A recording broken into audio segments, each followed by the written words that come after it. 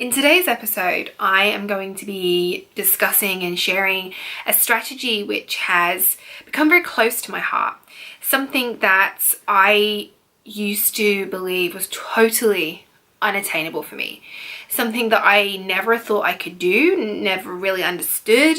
It felt very much like willpower, this kind of mythical, magical beast that I was like, that's never gonna work.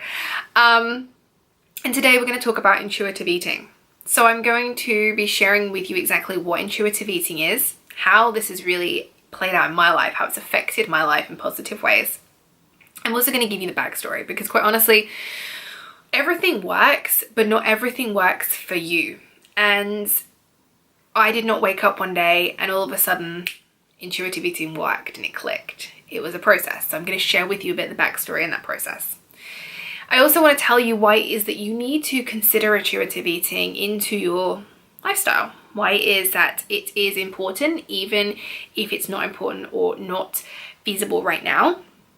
And I also want to give you 3 starting strategies to help you really get started with intuitive eating. These are the things that really helped me and helped me to see it beyond what I thought it was. Because I had a very boxed and blinkered view of what I thought intuitive eating was. You're watching Lose, Live, Learn, the show which brings you real life strategies to help you live your healthiest life, free from guilt, shame and dieting. I'm your host, Melanie Knights. So before we get started on intuitive eating today, I do just want to invite you to grab your seat on my upcoming 5-day challenge, Project You. Project You is a free 5-day challenge. It's being hosted on Facebook in my free community, Lose, Live, Learn. I'm going to be taking a group of like-minded women who all want to make the health a priority. I'm going to be taking them through a series of challenges to put yourself on that to-do list and actually take action. Because the reality is we have to-do lists as long as our arms. We have things to do for ourselves, but for other people as well. We have the haves of life to do, right? We all have these things that we have to do. But quite often, the things that we have to do in life mean that we neglect the things we want to do. And usually our health is something we want to make a priority or want to focus on rather than something that we need or have to focus on. Now, I want you to know that this doesn't mean that I'm going to be getting you to completely neglect everybody else in your life, right? That's not the case. What I have learned over the years is that we can be the wife, the mother, the friend, the co-worker, the business owner. We can do all of these things and we can take care of ourselves. You can have it all. You just can't have every single little thing at once. What I see so often is that we get very caught up in shoulds of life. We think that we should be doing this or we shouldn't be doing that. That we have to achieve a certain level of perfection. That our health has to be perfect or there's no point in trying. But Project You is going to flip that idea on its head, right? I am going to be taking you through 5 days of challenges to allow yourself to put yourself on that to-do list, give you that permission that you need, but actually take action and get results. Because you know what? Healthy eating is possible. Regular movement and exercise is possible, but it's not possible if it's not on your lists. It's not possible if you're not even thinking about it. So I encourage you to grab your seat on Project You because for those of you who want to make your health a priority, this challenge is going to help you do that. So I'm going to be hopping into your inbox on a daily basis starting Monday, September 4th. I'm going to be hosting Facebook Lives on a daily basis in the group, and I'm going to be giving you a worksheet each day so that you can create some time and you can go away and you can really think about how you're going to implement these things into your life. I'm going to be challenging you to make a project about you. You are deserving of this, you need this, and you are worth this. So don't hesitate. Grab your seat, go to the link below, www.melanieknights.com/project-u to get your seat today. So what is intuitive eating, right? Maybe this is something you have tried before, maybe it's something you have heard of but have been really skeptical of. I was there, don't worry. Or maybe you've never heard of it before. So intuitive eating is basically using your body's hunger cues to determine what you eat and when you eat and how much, rather than following a diet plan or a caloric plan or a macronutrient plan, okay? So intuitive eating really takes you back to your intuitions. It takes you back to a place where you are listening to what your body needs. What does my body need? How much food does my body need? How hungry am I? Now, I truly believe from my own experience that intuitive eating 100% works, right? 100%, and I believe it can work for anyone. But I do believe that for intuitive eating to work, we have to have some of the fundamentals of food in place. So what do I mean by fundamentals of food? I mean things like where we get our fiber from. So I talk a lot with my fat loss clients, I talk a lot about fiber, protein, and water being the 3 foods that we should all be adding more of to our diets. Why? Because they are low in calorie, but they're also high in volume. So you can't eat a lot of them. Your body is unable to consume a lot of fiber, protein, and water in one sitting without feeling full. The reason these 3 foods are important on a biochemical level is because our bodies, literally, our brains literally say, hey, stop eating. So as you were eating, I don't know, like 10 cups of steamed broccoli and 10 grilled chicken breasts, you're not going to be able to eat all of that. Like your brain will and your body will stop being hungry and you will feel full really quickly. Whereas if you had 10 slices of pizza, you'd be able to eat that, right? I sure as hell would. So that's the difference. With the foods that are fiber, protein, and water rich, these foods fill your body because they are high volume, but they're also low calorie. So you're filling your body with high volume foods, you're feeling full, but you're feeling full on low calorie foods. When it comes to processed foods, let's take pizza as the example. That food is not high in nutrients, it's not high in protein or fiber or water. And so the response in your body is very different. It's going to take a lot more pizza to fill you than it will do of those things. Now, that is not to say that I don't eat pizza, because I do. I love pizza. And it's not to say that you shouldn't ever eat pizza, because you can and you shall, if you like it. But what it is saying is that this is not about gimmicks. This is not about, intuitive eating is not about gimmicks. It's not about sexy diet plans. It's not about calories. Yes, pizza is higher in calories than broccoli and grilled chicken, but that really doesn't have anything to do with it. What it has to do with is your body's response to that food. So you could take 500 calories of broccoli and 500 calories of pizza. Yes, you're going to get more broccoli than you are pizza. Which one you look at it, you want the pizza, right? Your body is going to respond differently to those things because calories are not made equal. So intuitive eating is about listening to what your body wants.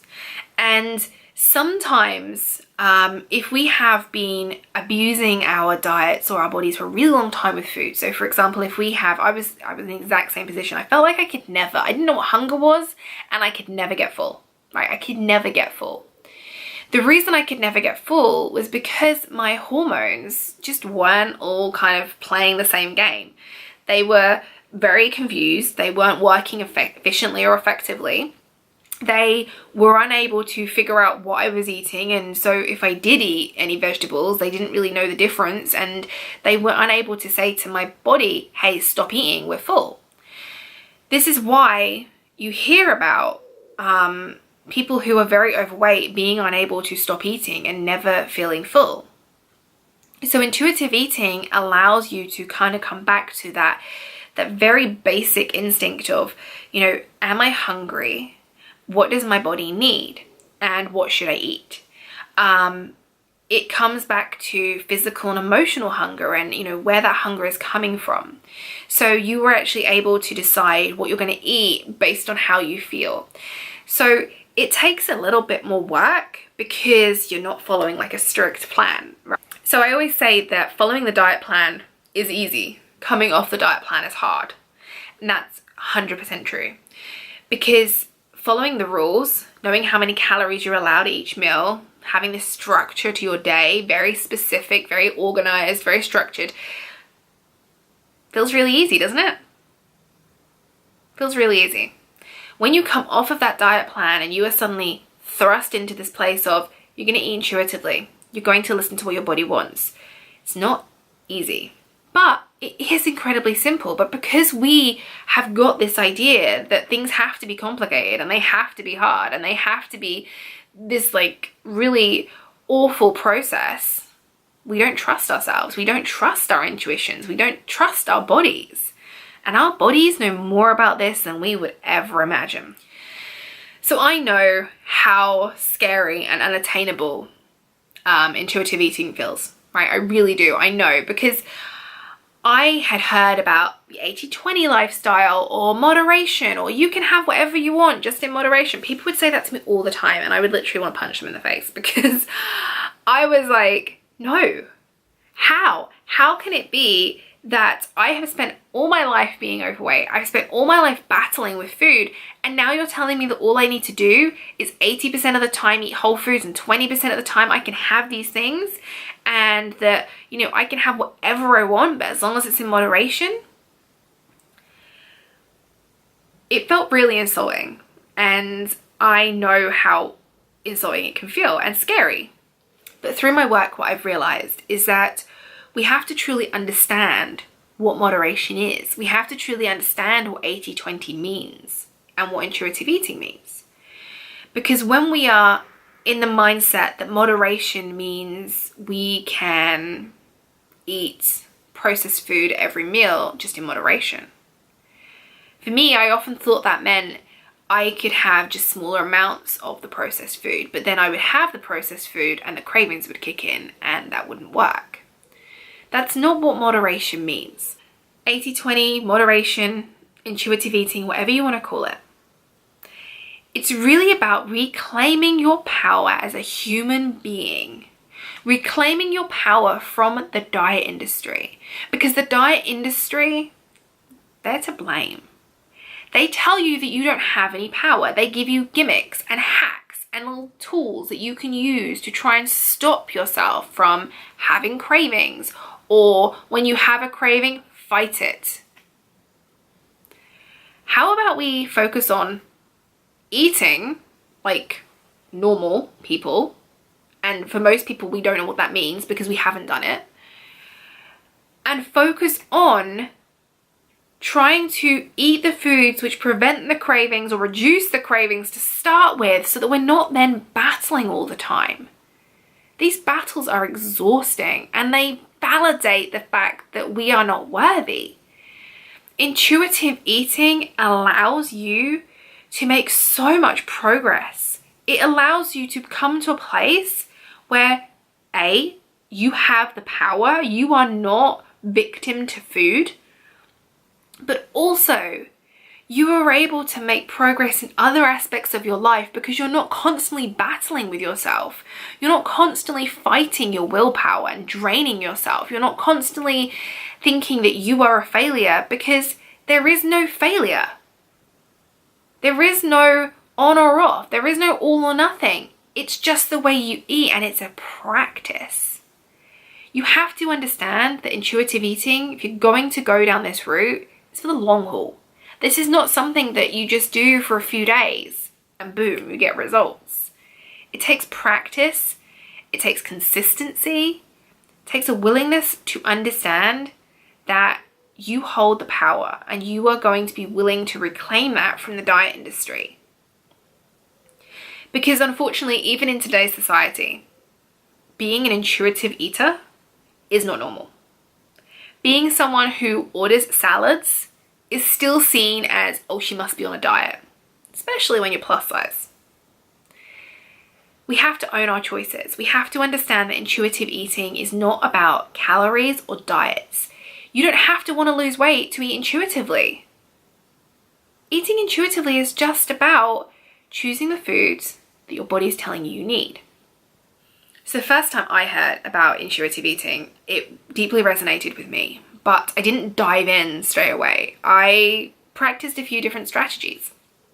I remember one of the first things I did was on a Friday, I would go to the store next to where I worked and I would buy this pack. They were these granola squares.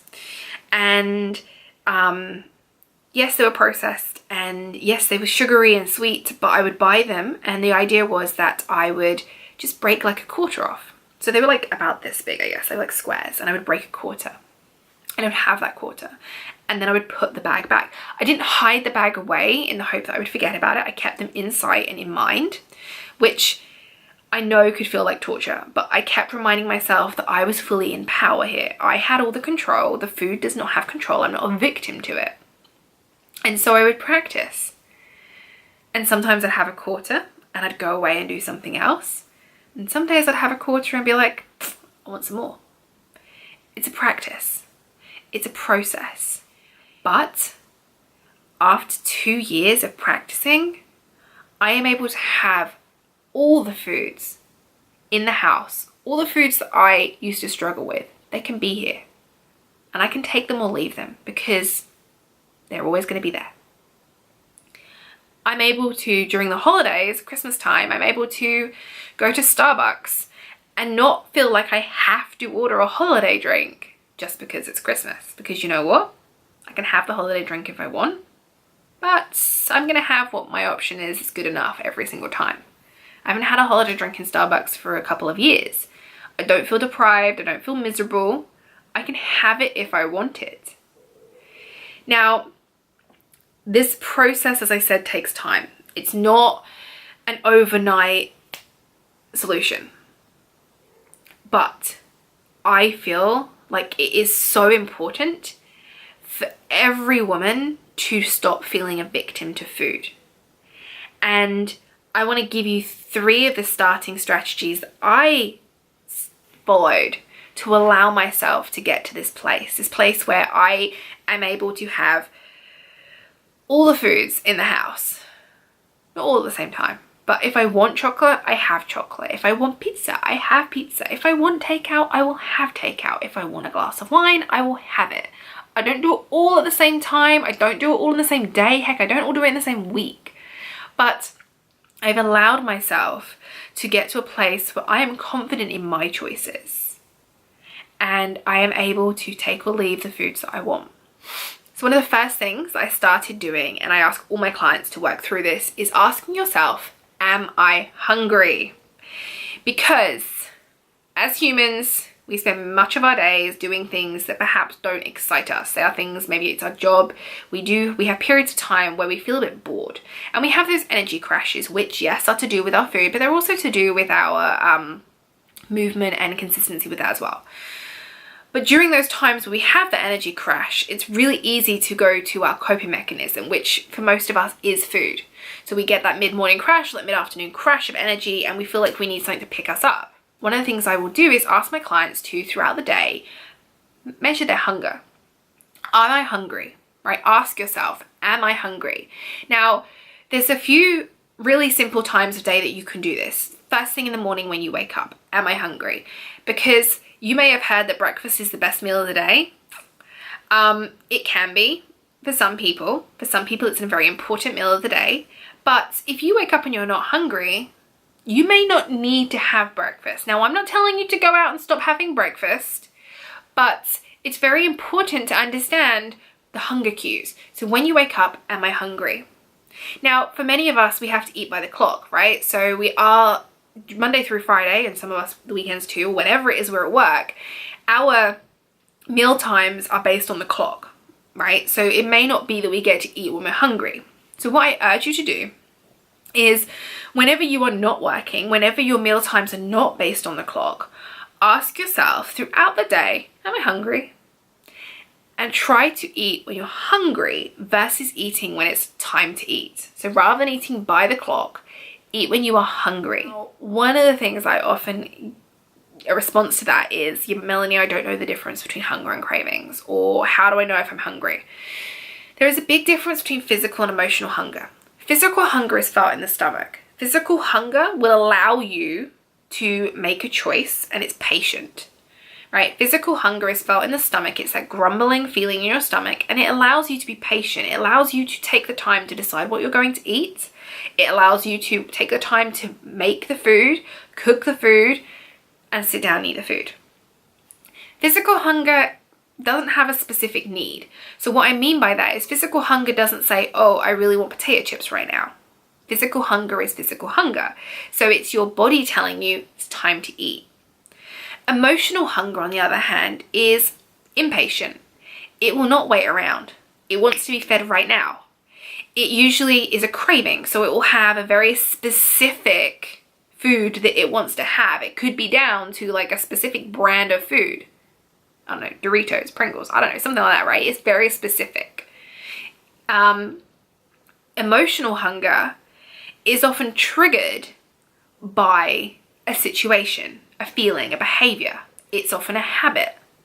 Physical hunger, there's no trigger other than the fact it's time to eat. That's the difference. So emotional hunger is felt up here. Physical hunger is felt in your stomach. Emotional hunger is felt up in your brain. Emotional hunger is triggered by cravings, or emotional hunger is usually a craving, and it's triggered by a feeling, a behavior, or a situation. Physical hunger is merely, I'm now hungry, it's time to eat. So the second strategy, which I've adopted over the years, is eating to 80% fullness. So if right now you are eating until you are bloated, or until your stomach hurts, or until you literally sit there and go, oh my gosh, I'm stuffed, you are eating to 100% or beyond full. So eating to 80% fullness means that you aren't necessarily like still ravenously hungry, but you have this like space. I think I have space for dessert, for example. You know what I mean? Like we say that. So it doesn't mean you have space for dessert, but you have space. So you're not eating to 100% or beyond fullness. Because eating to 100% or beyond fullness means that we often are feeling uncomfortable, bloated, disgusting. We feel lethargic. Whereas we don't want to feel those things. Nobody wants to feel bloated and lethargic and uncomfortable, but we often eat to that place. Now, there are many, many reasons why we do that. So second strategy that I'm giving you is to eat to 80% full, which basically means when you finish your meal, you are not eating to the point of, oh, I'm stuffed, oh, I'm uncomfortable, I'm bloated. We're eating to a point where we can suddenly go, I'm starting to get full, I'm going to stop here. Now, you have to remember that you have control over this, but yeah, you're going to eat to the point where you go, okay, I'm starting to get full, I'm going to stop. So my third strategy works really, really well with this one. And this is leaving something on your plate. I'm sorry, I know that this one is incredibly emotional and it is fueled with some guilt and shame. I understand that. But leaving something on your plate kind of pushes you to 80% fullness. Now, it's really important to remember that I think a lot of us are told as children, there are people who don't have what you have, so you should eat everything on your plate. But you will never hear me say this to Grayson, my son. You will never hear me say to him, you must eat everything on your plate. I have a battle with him. You know, are you hungry? Yes, so eat what you want. You can't have chocolate cookies because you're hungry. You need to eat your dinner. And we will battle that out. But leaving food on your plate doesn't need to be shamed. You don't need to be ashamed of it. You don't need to feel guilty about it. There's an amazing quote by the author Janine Roth, who wrote the book Women, Food and God. An amazing book. Highly recommend it. In this, she says that you have to make a choice. The food can either be waste in the garbage or it can be waste on your body. Either way, it is still waste and your problems are not in the bottom of the mashed potatoes. Now, I found this quote incredibly powerful, and I know so many women that I've spoken to and I've shared this book with them have also agreed that not only is the book incredibly powerful, but just that quote. We have a choice every time we eat. If we are forcing ourselves or others to eat everything on the plate because of what we believe it means to leave food, we are putting that waste on our bodies. And I know that this is something that many of my clients have struggled with because there are feelings of guilt and shame surrounded by it. But I promise you and I urge you that you cannot solve the entire world's problems by eating everything on your plate. Now, if you look at both step 2 and step 3, eating to 80% fullness and leaving something on a plate, these two things work really well together. Do it at one meal to start with, right? Just start with one meal and try it.